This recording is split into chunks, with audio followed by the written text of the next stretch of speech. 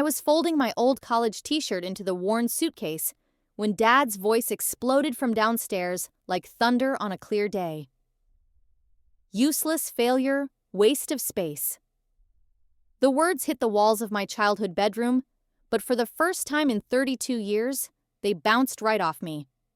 I glanced at my phone screen showing the notification, "Wire transfer received 15.7 million." A small smile tugged at my lips as I zipped the suitcase shut.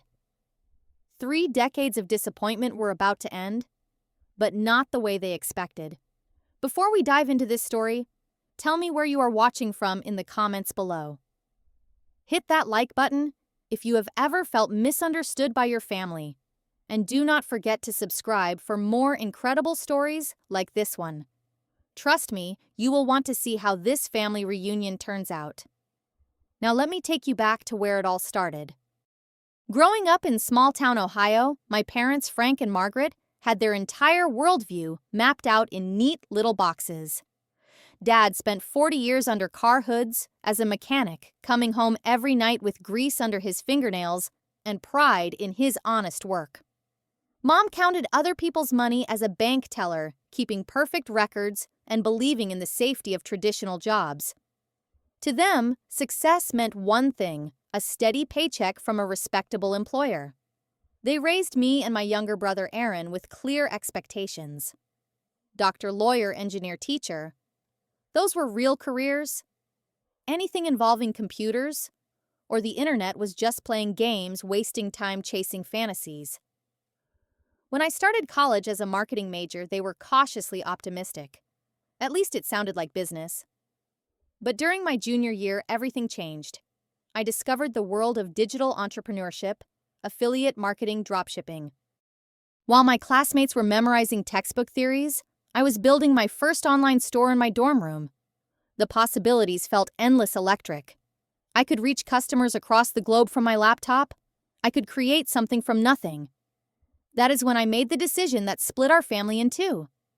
I dropped out of college. Dad did not speak to me for 3 months. Mom cried every phone call. They cut off all financial support, hoping hunger would bring me back to reality. "You are throwing your life away for computer games," Dad said during our last real conversation before the silent treatment began. But I was not playing games. I was learning, failing, adapting, growing. My first business failed within 6 months. My second lasted a year before crashing. The third one broke even. By the 4th attempt, I was making more in a month than Dad made in 3. The money started as a trickle, then a stream, then a river, then a flood. Dropshipping led to affiliate marketing. Affiliate marketing led to digital products. Digital products led to cryptocurrency investments. Each success funded the next venture, creating a snowball effect that grew beyond my wildest dreams. 5 years after dropping out, I was pulling in 7 figures annually. By year 7, I hit 8 figures. Last year at 31, my various income streams generated $15.7 million. But here's the thing nobody talks about when you become wealthy young: the loneliness of success that nobody understands. I could have bought a mansion, a Ferrari, designer, everything. Instead, I lived modestly, drove a 5-year-old Honda Civic, shopped at Target. Partly for tax reasons, partly for privacy, but mostly because I still held on to hope that someday my parents would love me for who I was, not what I had. They never asked about my work anymore. Every family gathering, every holiday, every brief phone call was filled with pointed questions about when I would get a real job and stop this internet nonsense. They talked about Aaron's pre-med program with glowing pride while treating my entrepreneurship like an embarrassing phase. I never told them about the money. Not because I was ashamed, but because I wanted them to accept me first. I wanted their love to be unconditional, not contingent on my bank account. So I kept quiet, kept hoping, kept trying to bridge the gap between us. When Mom's 55th birthday approached last month, I saw an opportunity. Maybe this time would be different. Maybe if I showed up with the perfect gift, if I tried harder to explain my work, if I demonstrated how stable and successful I had become, we could finally heal our relationship. I spent 3 days shopping for her gift, a beautiful diamond necklace from Tiffany's worth more than Dad's monthly salary. I researched her favorite restaurant's plan to take the family out for an elegant dinner. I even prepared a presentation about my business, complete with charts and financial projections, hoping to finally make them understand. The drive back to Ohio felt like traveling through time. Past the rusty water tower, the abandoned mall, the high school where I once dreamed of escaping. Everything looked smaller, more faded than I remembered. But my chest swelled with optimism as I pulled into their driveway. This was going to be our fresh start. Dad barely looked up from his newspaper when I walked through the front door. "Well, look who decided to show up," he mumbled. Mom emerged from the kitchen, wiping her hands on a dish towel, her smile strained and uncertain. "Happy birthday, Mom!" I handed her the elegant Tiffany blue box. She unwrapped it carefully, her eyes widening at the necklace. But instead of joy, I saw confusion, almost suspicion. "Denise, this must have cost a fortune. How did you afford this?" "I told you my business is doing well." Dad snorted from his chair. "Business? Right. What kind of business lets you buy jewelry like this without a real job?" And just like that, the old familiar weight settled back onto my shoulders. The birthday dinner I had planned never happened. Instead, we sat around their scratched kitchen table, eating Mom's meatloaf. While Aaron FaceTimed in from medical school, his face glowing with achievement on Mom's iPad screen. "Aaron just aced his anatomy exam," Mom announced proudly. "Top of his class again." "That is my boy," Dad beamed. "Going to be a real doctor, helping people, making a difference." I tried to smile, tried to feel happy for my brother. Aaron was brilliant, dedicated, following a path our parents could understand and celebrate. But the contrast was painful. Here I was, having just donated $500,000 to a children's hospital the week before being treated like the family disappointment. "So, Denise," Aaron's voice crackled through the iPad speaker, "are you still doing that online thing?" "I am building multiple revenue streams through digital platforms," I said, carefully trying to sound professional. "E-commerce content creation. Strategic investments." Dad's fork clinked against his plate. "Fancy words for playing on the computer." "It is not playing, Dad. I have employees, contractors, business partnerships across 3 continents." "Show me a pay stub," he challenged. "Show me health insurance, retirement benefits, something real." My chest tightened. Self-employed entrepreneurs do not get pay stubs. We have profit and loss statements, tax returns, business accounts. "Convenient," he muttered. Mom reached across the table, her voice gentler, but no less condescending. "Sweetheart, we just worry about your future. You are 32 years old. What happens when this internet phase ends? What happens when you want to start a family, buy a house, have stability?" I own 3 houses. I wanted to scream.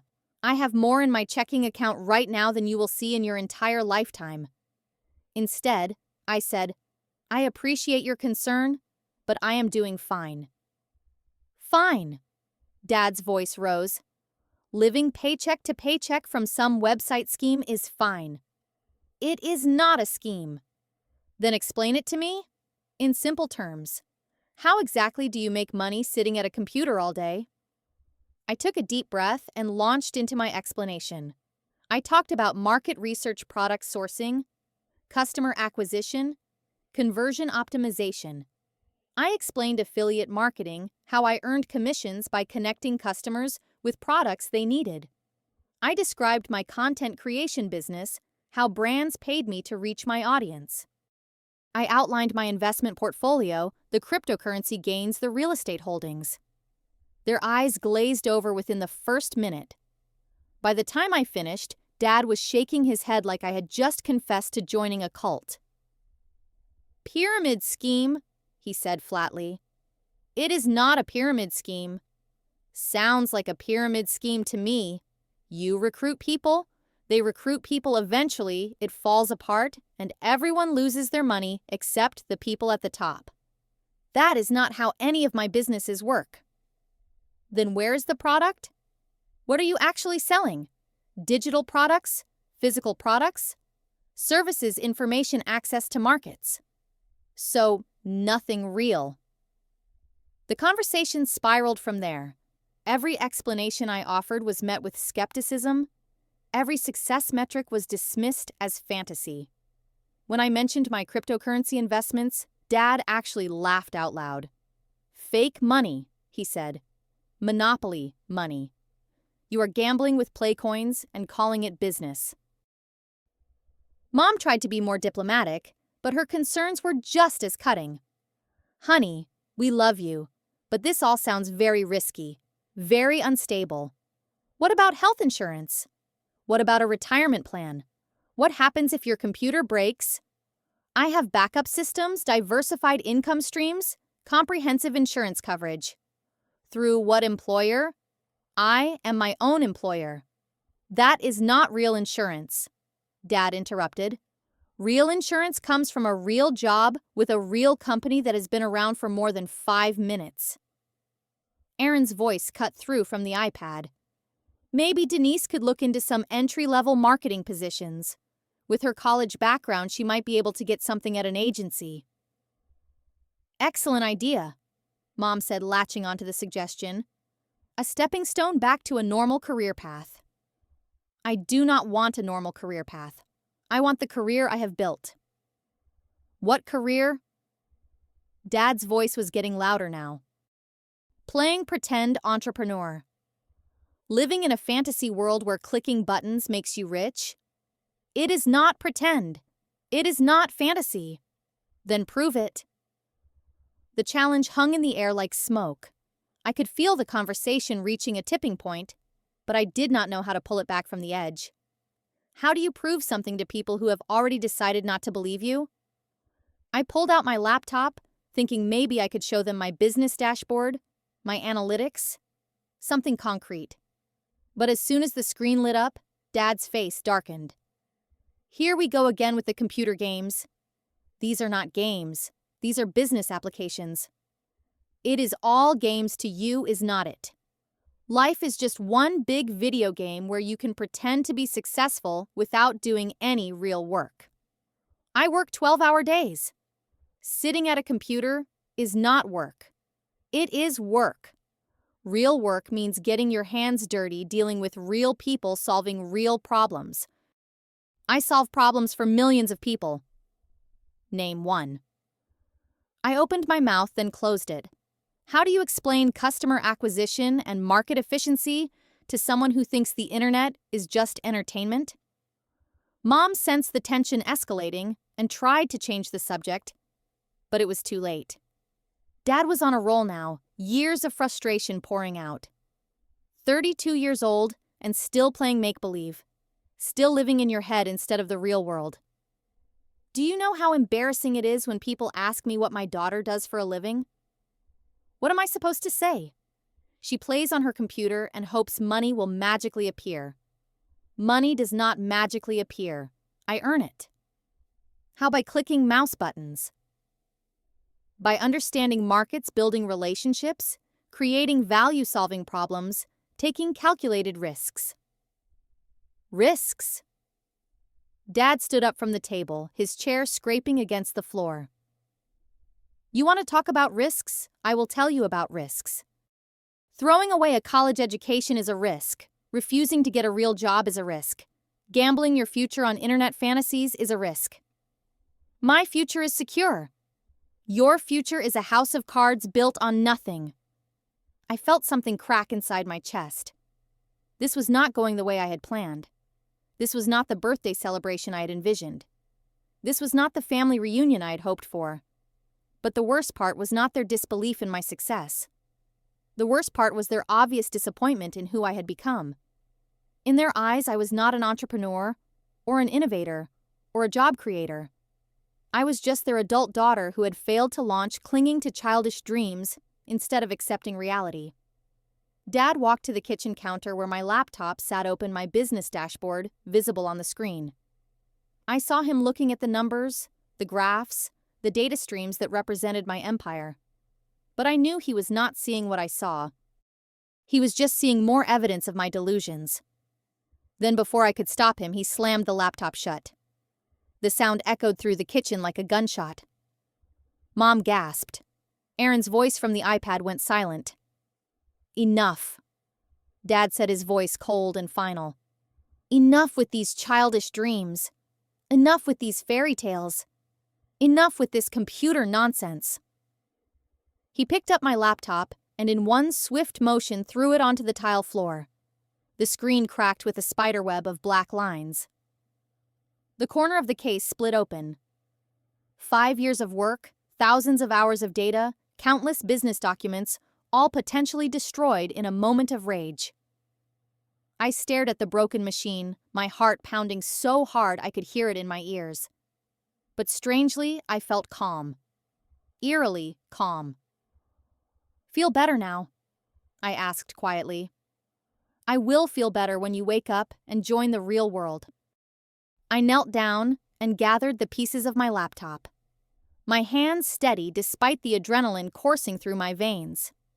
As I picked up the largest fragment, my phone buzzed with a notification. The screen lit up with a message from my investment portfolio. Cryptocurrency position closed. Net gain $2.3 million. $2.3 million. More than my parents had earned in their entire working lives combined. Earned in a single transaction while we sat arguing about whether my work was real. I could not help myself. I smiled. What is so funny? Dad demanded. Nothing. I said, still smiling as I stood up with my broken laptop. You are absolutely right. About what? About everything. I am a useless failure living in a fantasy world. You have been completely clear about that. Something in my tone must have caught his attention, because his anger faltered for just a moment. But then it came roaring back. Do not take that sarcastic tone with me, young lady. I am not being sarcastic. I am agreeing with you. Then maybe you are finally ready to listen to some sense. Oh, I am listening very carefully. I walked toward the front door, my broken laptop tucked under my arm. You said I should get out. You said I should go live on the streets if I want to play pretend entrepreneur. Denise. Mom's voice was small, worried. You do not have to leave tonight. Actually, I think I do. I looked back at Dad, who was standing in the kitchen doorway with his arms crossed. You were very clear about your feelings. You do not want a daughter who plays computer games for a living. You want a daughter with a real job, real insurance, real success that you can understand and be proud of. I want a daughter who lives in reality. Well, unfortunately, that is not who I am. So I guess you are right. I should go. I opened the front door, the cool evening air rushing in around me. Behind me, I could hear Mom starting to cry and Aaron's voice from the iPad asking what was happening. You will be back, Dad called after me. When reality hits and your little fantasy world comes crashing down, you will be back begging for help.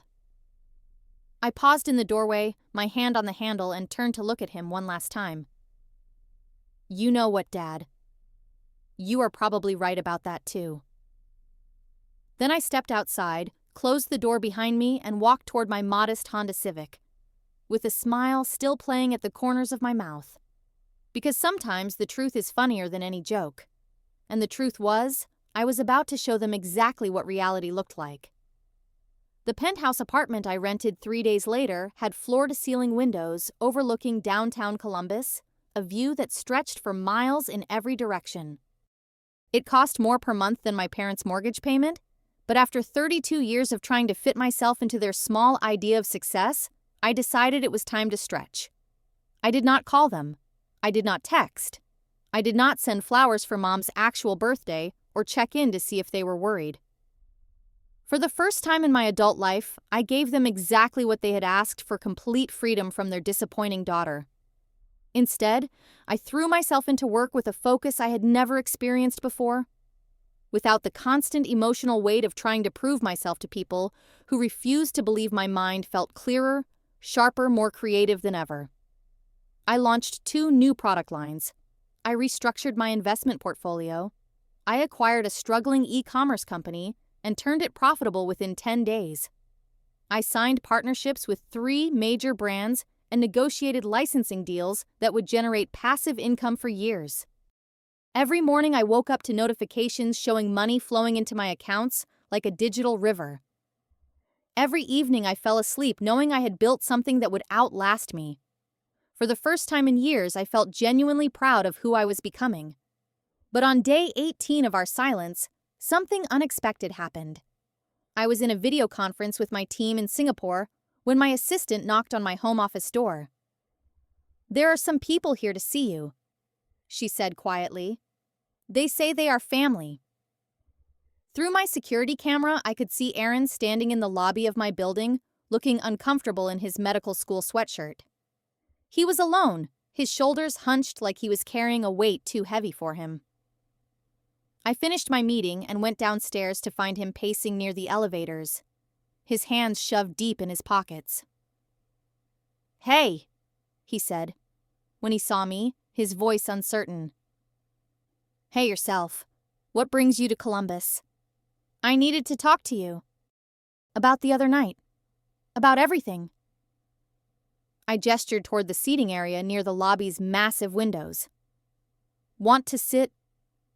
We settled onto opposite ends of a leather couch that probably cost more than his semester tuition. Aaron looked around the opulent lobby, taking in the marble floors, the crystal chandeliers, the doorman in his pressed uniform. "Nice place," he said finally. "It serves its purpose. Denise?" He leaned forward, his elbows on his knees. "I need to ask you something, and I need you to be completely honest with me." "Okay. Are you actually successful? Like really successful?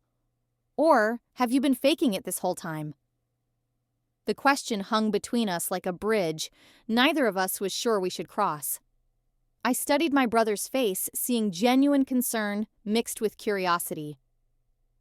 "What made you ask that?" He pulled out his phone and showed me a news article with the headline, "Local Entrepreneur Denise's Largest Donation to Children's Hospital." Below it was a photo of me shaking hands with the hospital director, both of us holding an oversized check for $500,000. "I saw this in the paper yesterday," he said. "I Googled your name afterward and found a dozen more articles.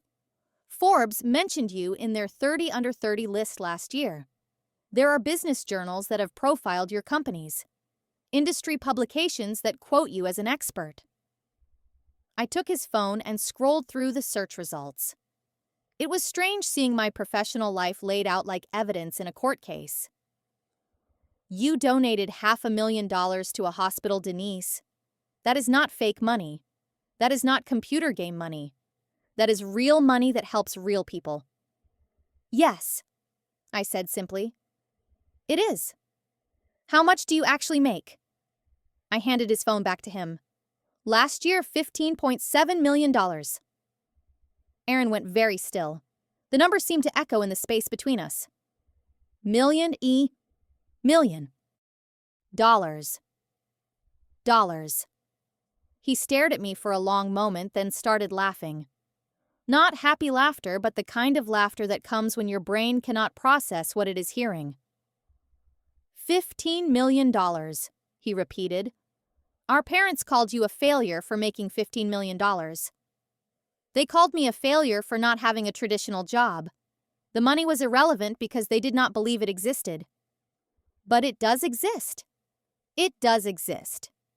Jesus, Denise, do you know what this means? It means I am very good at what I do.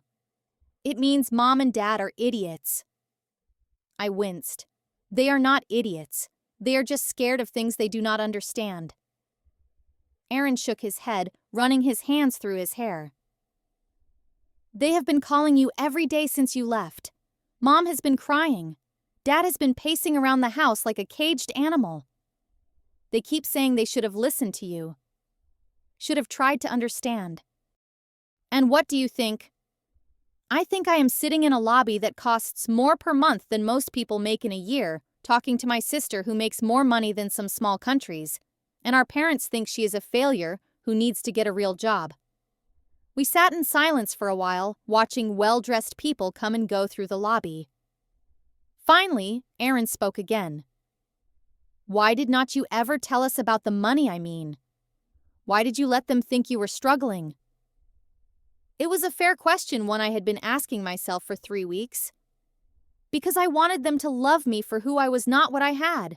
I wanted their approval to be based on my character, not my bank account. And now I realize that was naive. You cannot force people to understand you or accept you. You can only control how you respond to their acceptance or rejection. Aaron nodded slowly. So, what happens next? Before I could answer, my phone rang. The caller ID showed Mom's name and photo. Aaron saw it too. Answer it, he said. Why?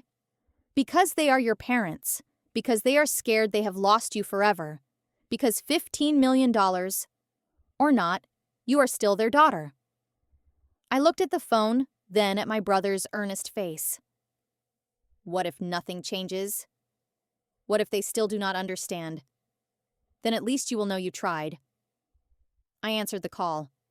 Denise! Mom's voice was thick with tears. Oh, honey, please come home. We are so sorry. We are so sorry. In the background, I could hear Dad's voice. Tell her we were wrong. Tell her we were completely wrong.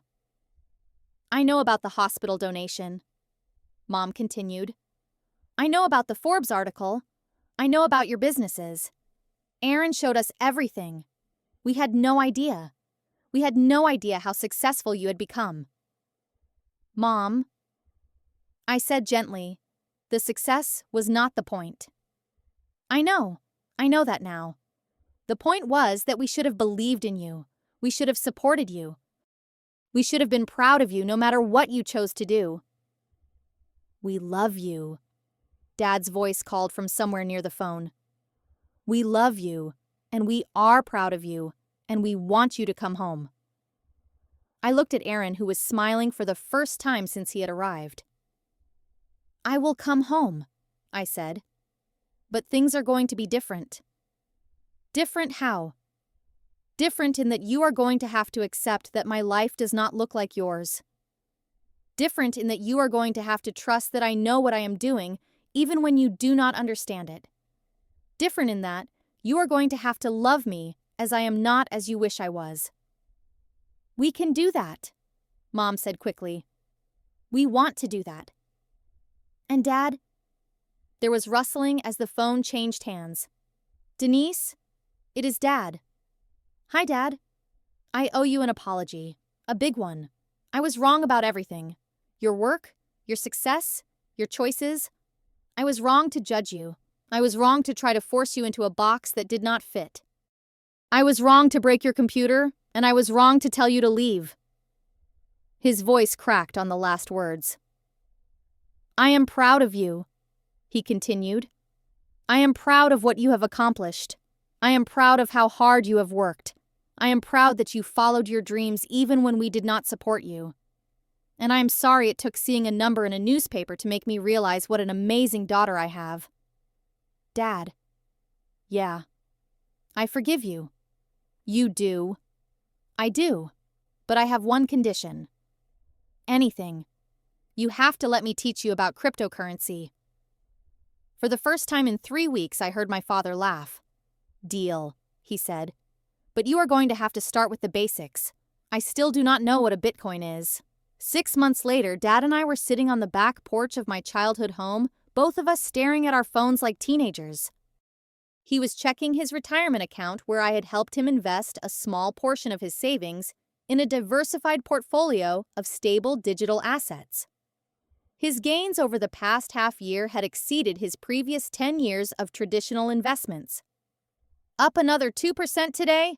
he announced proudly like he had personally invented cryptocurrency. Not bad for computer game money, I teased. He laughed and shook his head. I will never live that down, will I? Probably not. Mom came outside carrying a tray with 3 glasses of lemonade and settled into her chair between us. She had quit her job at the bank 2 months earlier after I offered to cover their mortgage and expenses while they figured out what they actually wanted to do with their retirement years. For the first time in their marriage, they were not worried about money. Aaron called, she said, handing us our drinks. He got matched for his residency at Cincinnati Children's Hospital. That is fantastic, I said, genuinely happy for my brother. He will be an incredible doctor. He also said something interesting. He said the hospital has been talking about opening a new wing dedicated to technology-assisted medicine. Robotics, AI diagnostics, virtual reality therapy. They are looking for investors who understand both healthcare and technology. I raised an eyebrow. Are they now? He might have mentioned that he has a sister who specializes in exactly that kind of thing. Dad chuckled. Sounds like another computer game to me. Very funny, I said. But I was already thinking about the possibilities. Healthcare technology was an area I had been wanting to explore, and partnering with Aaron's hospital could be the perfect entry point. You know what I realized the other day? Mom said, settling back in her chair and watching the sunset paint the sky in shades of orange and pink. What is that? I spent 30 years working at that bank helping other people manage their money, but I never really understood what wealth could do until I watched you give $500,000 to help sick children. I never realized that money was not just about security, or status, or having enough to pay bills. I never realized it could be a tool for making the world better. She turned to look at me with tears in her eyes. I am sorry it took me so long to see that what you do is not just profitable, it is meaningful. You are not just making money. You are creating opportunities and solving problems and helping people. I am sorry I was too narrow-minded to understand that earlier. You understand it now, I said. That is what matters. Do you forgive us? Dad asked quietly. Really and truly. For all the years of not believing in you, not supporting you, not seeing who you really were. I looked at my parents, these 2 people who had shaped my entire understanding of work and success and worth. They were flawed as all parents are. They had made mistakes as all people do. But they had also loved me the best way they knew how, even when their love felt more like disappointment. I forgive you, I said. But more importantly, I forgive myself. For what? For spending so many years trying to earn your approval instead of simply living my life. For hiding who I was because I was afraid you would not love the real me. For believing that your understanding was more important than my own self-worth. Dad reached over and took my hand. We love the real you. We are proud of the real you. We should have told you that a long time ago. As the sun set behind the trees where I used to climb as a child, I felt something I had not experienced in years, complete peace with where I came from and where I was going. My parents' house looked smaller than I remembered, but it no longer felt confining. Their dreams for my life looked different than my reality, but they no longer felt like limitations. You know what the funniest part of this whole thing is, I said. What? All those years you worried I did not have a real job, I was actually doing exactly what you taught me to do. How do you figure that you taught me to work hard? You taught me to solve problems. You taught me to help people. You taught me to save money and invest for the future. You taught me to be honest and ethical and responsible. I just applied those lessons in a way you did not recognize. Mom squeezed my other hand. We did not do such a bad job after all, did we? No, I said, feeling the truth of it settle into my bones. You did a pretty good job.